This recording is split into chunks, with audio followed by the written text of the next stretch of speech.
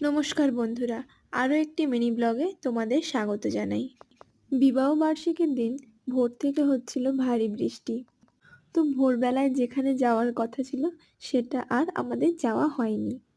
এরপর একটু বেলা হতে আমরা রেডি হয়ে নিয়েছিলাম মায়ের মন্দিরে যাব বলে। প্রতি বছর এই দিনটাতে আমরা দুজনে আসি আর মায়ের মন্দিরে পুজো দিই।